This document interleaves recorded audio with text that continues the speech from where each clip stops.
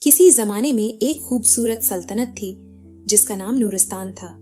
وہاں کی سرزمین سرسبز و شاداب تھی اور ہر طرف بہار کا سما رہتا تھا۔ اس سلطنت کا بادشاہ بہت نیک اور انصاف پسند تھا اور اس کی ایک خوبصورت بیٹی شہزادی نورین اپنی ذہانت اور مہربانی کی وجہ سے مشہور تھی۔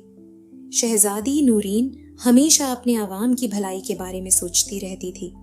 وہ اپنے والد کے ساتھ دربار میں بیٹھ کر عوام کی مشکلات سنتی اور ان کے حل نکالنے میں مدد کرتی۔ مگر ایک دن نورستان پر ایک مصیبت آن پڑی۔ قحط سالی کی وجہ سے کھیت سوکھ گئے، ندی نالے خشک ہو گئے اور لوگ فاقہ کشی پر مجبور ہو گئے۔ بادشاہ نے بہت کوشش کی مگر قدرت کے آگے کسی کی نہ چلی۔ اسی دوران ایک دن شہزادی نورین اپنی سہیلیوں کے ساتھ محل کے باغ میں ٹہل رہی تھی کہ اچانک ایک روشنی نمودار ہوئی۔ روشنی میں سے ایک حسین و جمیل پری ظاہر ہوئی جس کا لباس چاندنی کی طرح چمک رہا تھا۔ پری نے شہزادی سے کہا، "آئے نیک دل شہزادی، میں تمہاری نیکیوں اور سخاوت سے بہت متاثر ہوں، اس لیے میں تمہیں ایک راز بتانے آئی ہوں۔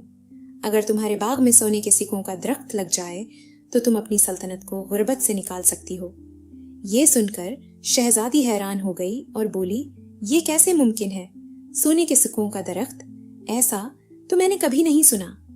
پری مسکرا کر بولی، یہ عام درخت نہیں ہے، اس کا بیج خالص نیکی اور قربانی سے اگایا جاتا ہے۔ اگر کوئی سچا دل رکھنے والا شخص اپنی سب سے قیمتی چیز قربان کر دے تو اس درخت کا بیج اگ جائے گا اور اس پر سونے کے سکے لگنے لگیں گے۔ لیکن یاد رکھو، لالچ اس درخت کو ختم کر سکتا ہے۔ یہ کہہ کر پری غائب ہو گئی۔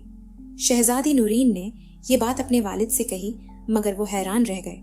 سلطنت میں اعلان کیا گیا کہ جو بھی اپنی سب سے قیمتی چیز قربان کرے گا وہ درخت لگانے میں مدد دے گا، مگر کوئی بھی ایسا نہ کر سکا کیونکہ ہر کسی کے لیے دنیاوی چیزیں زیادہ اہم تھیں۔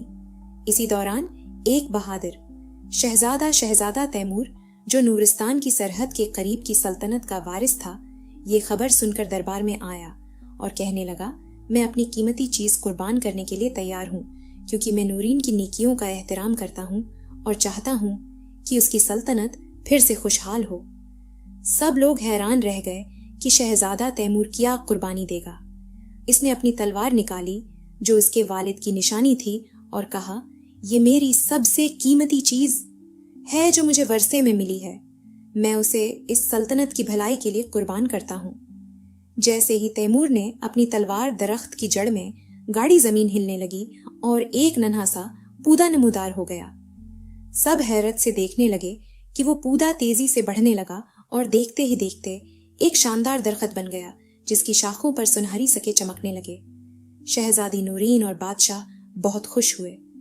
اب وہ سکے عوام میں بانٹ سکتے تھے اور قحط کا خاتمہ کر سکتے تھے، مگر اسی وقت ایک لالچی وزیر آگے بڑھا اور اس نے درخت کے سکوں کو زبردستی توڑنا شروع کر دیا۔ جیسے ہی اس نے لالچ میں آ کر زیادہ سکے توڑنے چاہے، درخت اچانک غائب ہو گیا اور وزیر خود بھی پتھر میں تبدیل ہو گیا۔ پری دوبارہ ظاہر ہوئی اور بولی، میں نے کہا تھا کہ لالچ اس درخت کو ختم کر دے گا، لیکن شہزادی نورین، تمہاری نیکیوں کا بدلہ ضرور ملے گا۔ سچی نیت اور قربانی سے یہ درخت دوبارہ اگایا جا سکتا ہے۔ شہزادہ تیمور نے دوبارہ اپنی ایک اور قیمتی چیز قربان کرنے کا فیصلہ کیا اور شہزادی نورین نے بھی اپنی سب سے پسندیدہ چیز، اپنی ماں کی نشانی، ایک قیمتی ہار درخت کی جڑ میں رکھ دیا۔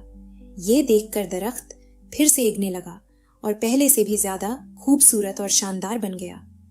اب شہزادہ تیمور اور شہزادی نورین نے عوام کی بھلائی کے لیے ایک وعدہ کیا کہ وہ ہمیشہ سچائی اور ایمانداری کے راستے پر چلیں گے۔